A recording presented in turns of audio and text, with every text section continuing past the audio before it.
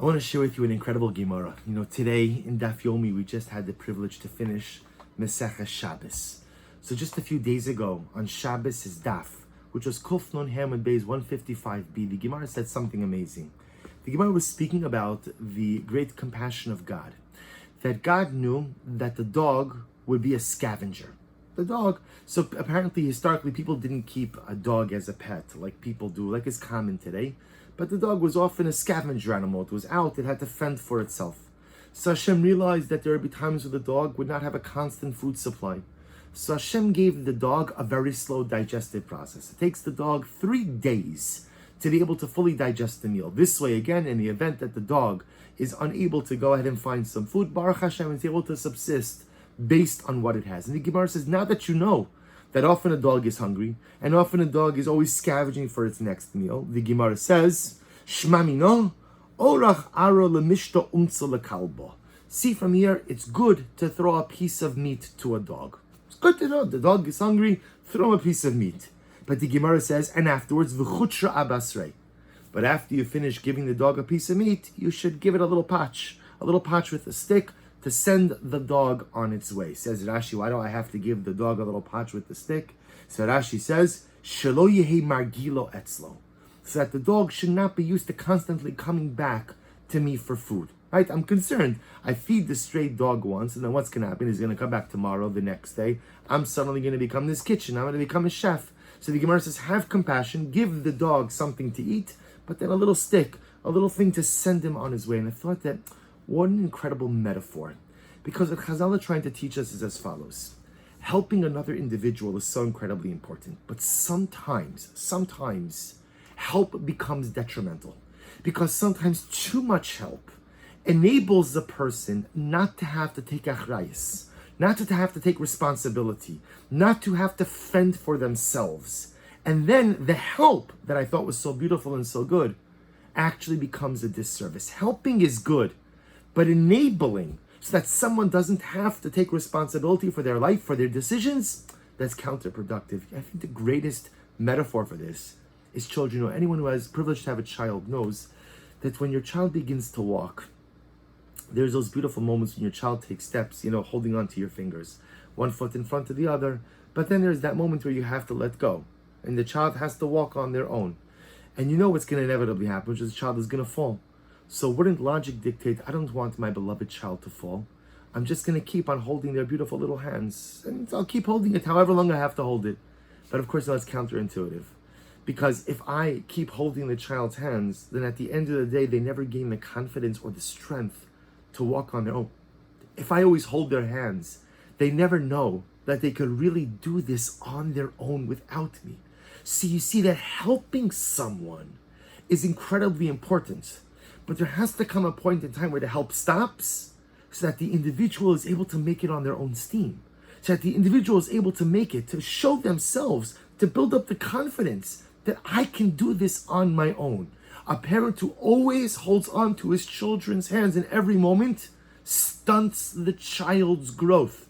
So feed the dog. Feed the dog. But then you have to give him a little patch. You have to give him a little something, a little hit, a little soft hit with the stick, to send the dog on its way. Because you don't want the dog to be reliant on you. You want the dog to be independent. You want the dog ultimately to be the hunter. You want the dog to have the confidence that he can provide for himself. It's what HaKadosh Baruch Hu did for the dog, tells us to do for the dog. It's what we do for our children. I think it's often what HaKadosh Baruch Hu does for us as well. You see, sometimes we ask Hashem for something and we don't get it. And sometimes we ask for really meaningful things. I don't mean that somebody asks for something that is just unnecessary or a ridiculous luxury item and I didn't get it. Okay, no.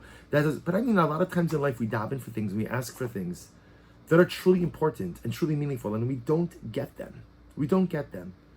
And sometimes it's difficult for us when HaKadosh Baruch Hu says no, especially when it's something that I feel is so important, so meaningful, and so pivotal. But perhaps we can utilize this Gemara to understand it in a different way.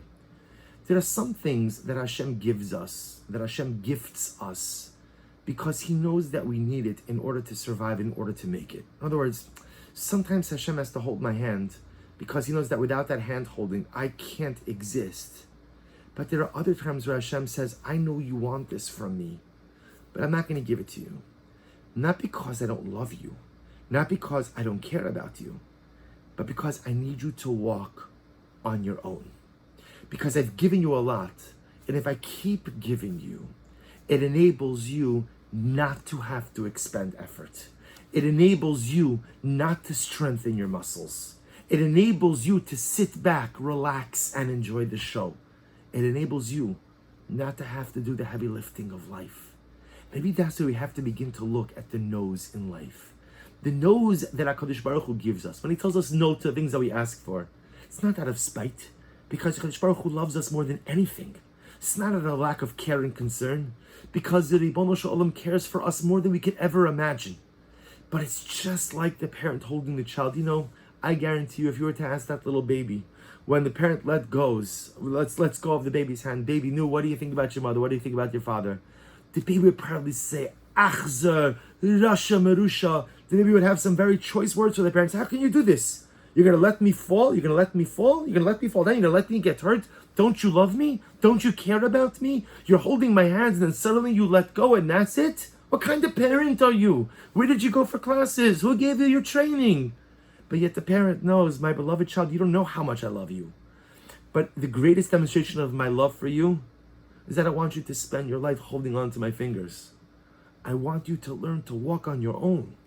I want you to learn to grow on your own. I want you to develop the confidence to be a self-sufficient individual. Sometimes HaKadosh Baruch Hu gives us beautiful brachas because He knows we need them and we can't get them without Him. But sometimes He says no. And sometimes He says no because those are the moments when He removes His hands from our fingers, or He removes His fingers from the grasp of our hands. Not because He doesn't care, but because He's prodding us to walk forward on our own. He's prodding us to accomplish on our own.